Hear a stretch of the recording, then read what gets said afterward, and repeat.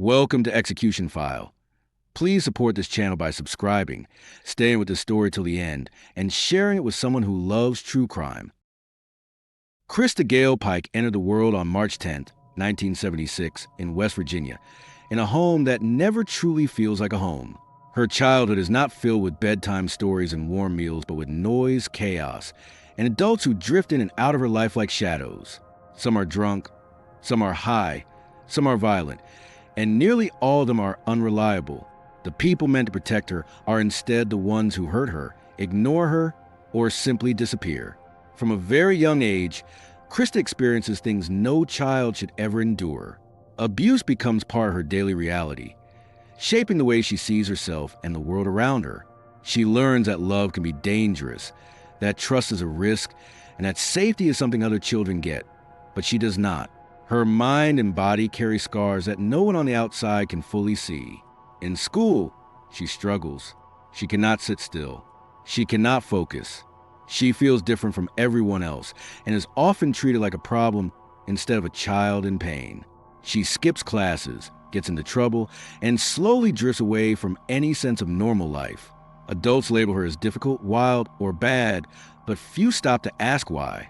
Very early, she starts walking down a path paved with neglect, anger, and confusion. As she grows older, the weight of her trauma presses harder. Mental health problems begin to show. There are signs of serious illness, mood swings, loss of control, desperate attempts to cope with a world that never felt safe. But instead of proper care and therapy, she receives discipline and punishment. The system around her fails again and again to catch her before she falls too far. By the time CHRISTA reaches her late teens, she is searching for something solid to hold on to. She wants stability, love, and a life that feels less painful than the one she has known so far. That is when she enters a program that promises opportunity, the Job Corps Center in Knoxville, Tennessee. On paper, it is a chance to learn skills, meet new people, and rebuild her future. It looks like a fresh start, yet trauma does not vanish when the location changes. It travels with her, woven into her thoughts and reactions. Underneath her new surroundings, the same hurt, jealousy, fear, and anger lie waiting. In this environment full of young people trying to reshape their lives, CHRISTA will meet someone she clings to, someone she fears losing, and another young woman she will come to see as a threat. What happens next will turn all three of their lives into a story of horror that people will still be telling decades later. At the Job Corps Center, CHRISTA is surrounded by teenagers and young adults who, like her, come from difficult backgrounds.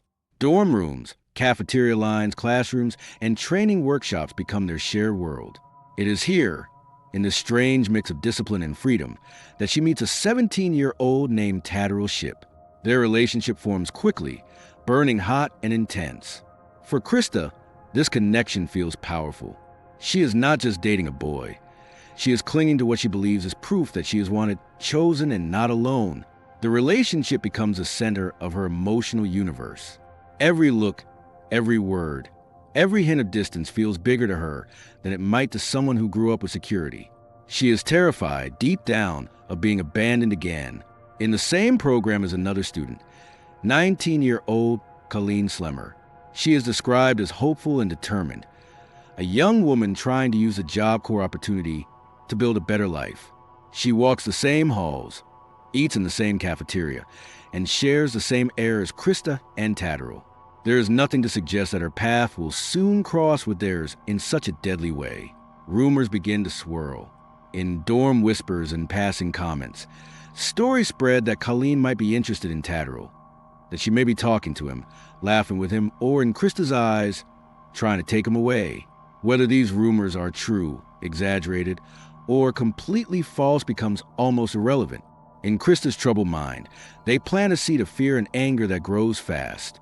Jealousy pulls at her thoughts day and night. She replays imagined scenes of betrayal, convinces herself that Colleen is an enemy, and feeds on every small slight, every perceived disrespect. Under all that jealousy is a girl who has never learned how to feel secure, who thinks that losing this relationship means losing everything. Instead of talking through her feelings, instead of walking away, CHRISTA leans into the darkest emotions. Her relationship with Tatterell becomes a closed loop where they reinforce each other's anger. Another young woman, 18-year-old Shadala Peterson, moves in the same circle.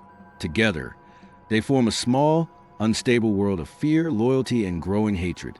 Over time, what begins as bitterness hardens into something more dangerous. An idea takes shape. Colleen must be confronted, taught a lesson, punished. The talk turns from complaint to action. A plan is formed, not all at once, but piece by piece, choice by choice, until the night is set. It will be presented as a walk, a talk, a chance to clear the air. In reality, it will be a trap. On January 12, 1995, the path of all four teenagers, CHRISTA, Tatterall, Shadala, and Colleen, converged. They leave the Job Corps Center together, heading toward a place away from the safety of the campus. The night is dark, and the distance from other people gives a false sense of privacy. For three of them, this is part of a plan. For one of them, it is a step into unthinkable danger. They walk into a wooded area on the University of Tennessee's agricultural campus, an isolated spot where the city's lights fade and the trees close in. The ground is uneven, the air is cool, and the sound of campus life grow distant. To Colleen, it may still feel like a tense but ordinary walk, a chance to sort out rumors and misunderstandings. To the others, especially CHRISTA, it is a stage for what they have already decided will happen. As they move deeper into the woods, the illusion of calm begins to crumble. Accusations hang in the air. Jealousy spills over into rage. What may begin as a confrontation quickly escalates into violence. The tone shifts sharply, and suddenly, Colleen is no longer part of the conversation. She is a target. The attack is brutal. Colleen is beaten and tormented over a period of time that feels endless. The kind of drawn-out violence that leaves not just physical damage, but a lasting mark on everyone who hears the details. Objects from the surroundings are used against her. The ground becomes stained with the evidence of cruelty. In this dark space, far from help, a young woman's body is turned into an instrument of pain. One of the most disturbing details of that night is the symbol carved into Colleen's chest, a pentagram. The act is not only physically violent, but deeply symbolic, transforming the crime into something that feels ritualistic and deliberately shocking. It is a sign that the attack is not random or impulsive. It is layered with meaning, anger, and twisted intent. The blows continue until Colleen can no longer move, speak, or fight back. A piece of asphalt, heavy and unforgiving, is used to strike her head again and again until her life ends there in the dark. The noise of the city carries on in the distance. Completely unaware that a young woman's future has just been destroyed in a burst of rage and jealousy. What happens next adds another layer of horror. After the killing, CHRISTA takes a small fragment of Colleen's skull and keeps it as a trophy. This decision reveals a chilling mindset, one that later shocks investigators, jurors, and the public. The fragment is not hidden in some distant place. It is carried with her, a secret she walks back toward the world as if nothing has happened. The three teenagers leave Colleen's body in the woods, exposed to the elements. They return toward campus, re-entering the routines of dorm life, meals, conversations, and schedules. For a moment, it looks as if the night might disappear into silence, as if a human life might vanish without anyone knowing where or how.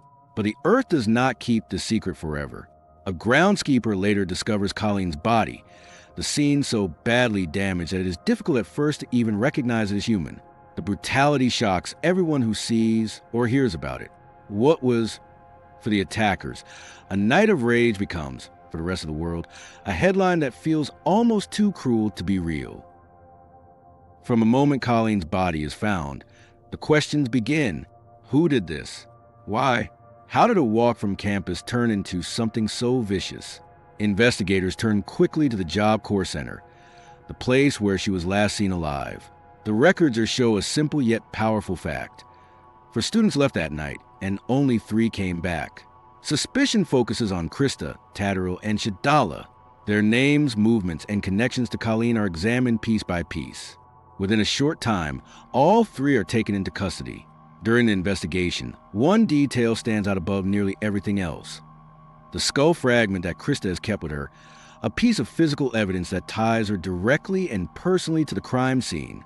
Faced with the evidence and questioning, CHRISTA gives statements about what happened.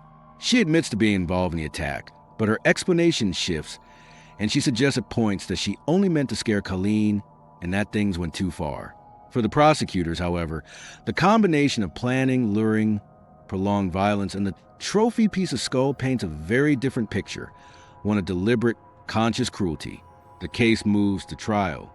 In the courtroom, the details of that night are laid out in careful, chilling order.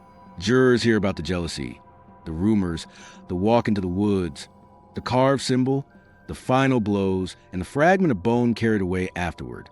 They also hear about CHRISTA's age at the time of the crime, just 18 years old. Her defense team mentions her troubled background, her mental health problems, and the abuse she suffered as a child. But many later argue that this part of the story is not explored deeply enough, that the full weight of her trauma and illness is never fully placed in front of the jury. What the jurors see most clearly is the violence of the crime and the suffering of the victim. In 1996, the verdict came. CHRISTA was found guilty of first-degree murder and conspiracy to commit murder. Her co-defendant, Tadrell, is also found guilty and sentenced to life without parole. Shadala receives a lighter punishment after cooperating, her role seen as different from the two main attackers. When it comes time to decide CHRISTA's sentence, the jury chooses the harshest option available.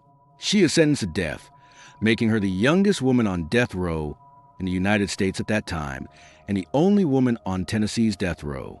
The method chosen is electrocution, though later discussions and changes in execution methods raise the possibility of lethal injection as well.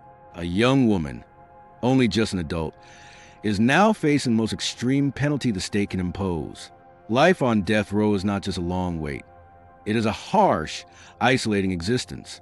CHRISTA is moved to a women's prison where she spends many years in near constant isolation. Over time, reports emerge of continued mental health struggles, self-harm, and further acts of violence, including an attempt to kill another inmate. Supporters say these events show how deep her illnesses run. Critics see them as proof that she remains dangerous. Appeals are filed again and again. Lawyers argue that her childhood trauma, brain damage, mental illness, and youth should be enough to spare her life, even if her guilt is not in question. They claim that her original defense did not fully present these factors, and that keeping her on death row for decades is itself a form of cruelty. Courts review the case repeatedly, but her conviction and death sentence remain in place. As years pass, public attention drifts and returns, drawn back whenever new documentaries, shows, or articles revisit the story of the youngest woman on death row. Some people react with pure anger, focusing on the cruelty of the crime and the suffering of Colleen's family. Others feel torn, seeing in CHRISTA a broken person shaped by a lifetime of harm, who nevertheless inflicted terrible harm herself. Colleen's family lives each day with a loss that never fades. Their daughter's plans, her dreams, her everyday moments are gone. They attend hearings, face cameras, and answer questions that must be exhausting to repeat. What justice means to them, how they feel about the death penalty, how they survive the weight of such grief. Nothing the state does can bring Colleen back, and yet the choices made in this case continue to ripple through their lives. CHRISTA, meanwhile, remains on death row as legal teams and advocates argue over her fate. Over time, her case draws attention from human rights groups and international bodies, who question whether executing someone who was 18 at the time of the crime, with a long history of trauma and mental illness, is compatible with modern standards of justice and compassion. The debate becomes larger than one person. It becomes part of a wider argument about how societies punish young offenders who commit extreme violence. Eventually, the state of Tennessee sets a specific date for CHRISTA's execution. The calendar squares inch closer to that day carry a heavy meaning. One life already taken in a field of dirt and darkness, another life now scheduled to end under bright prison lights. If the execution goes forward, CHRISTA will become the first woman executed in Tennessee in more than 2 centuries, a fact that adds a cold, historic weight to the case. In this story, 2 young women stand at the center. One, Colleen Slemmer, never gets a chance to grow older, to rebuild, to forgive, or to be forgiven. Her last moments are ones of fear and pain, and that is a truth that should never be softened.